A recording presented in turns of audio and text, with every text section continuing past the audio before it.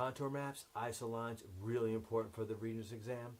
I'm going to focus on some of the key parts of contour maps. So contour interval. Contour interval is what each isoline counts by.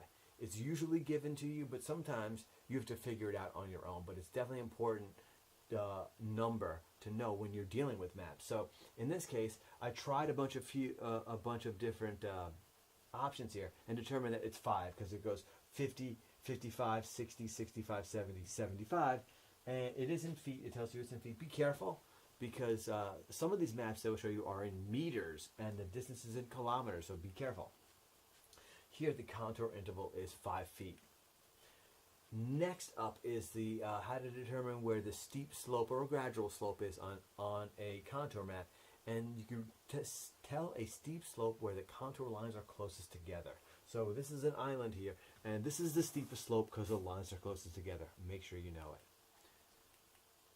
This, we're back to this. Now, I know right away that this is very gradual slope because they're much further apart. If I wanted an easy walk to the top of this hill that wasn't so strenuous, I would go this way because this way is much steeper. See, the lines are closer together. Key to know.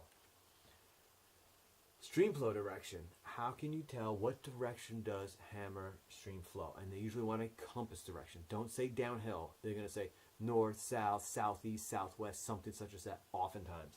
And it is the look at the shape the contour lines make where they cross the stream. You see how they kind of pointed here? We'll call that like a V shape is what we usually do.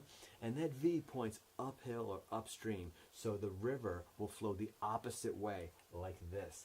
That's the direction of stream flow. We'd say the stream here flows toward the southeast. This case, okay. And now we can see, look, there's V's here and V, and therefore that's the direction of stream flow. Know it. We have another one. Look at the V's here are pointing this way, and the Elk River is flowing that way into Grace Lake. Now, sometimes, watch this, look at this question. How can you tell from the shape of the contour lines that the stream flows northward between X and Y? So it's telling you that it flows northward. The question would be a sort of fill in the blank type of question. It says, how can you tell from the shape of the contour lines? And you would say something like this. The V's made by the contour lines point south, therefore it flows north. You could say the contour lines make V's and they point uphill or they point upstream. You could say the river flows the opposite direction that the V's point. Something that expresses that would work. Now I'm back on this. On a contour map, as you are going uphill here, sort of these lines, these circular lines get smaller and smaller kind of inside each other. Now, so this is the top of a hill. But what if at the top of the hill it was like a big, think of a big volcanic crater and it went down? How would you show that? Well, you use depression contours.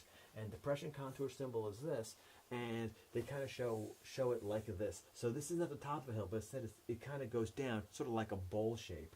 I show it here because as you go from A to C to A to B to C to D, it actually goes down here, okay? So this is the center, like right here. So that's depression contours is really important that you recognize what they are and how they work. This is a hand-drawn diagram, kind of shows a depression here and how it would be represented on a map. And here's another one here, similar. But they show the depression there and sort of how they represent it again with those.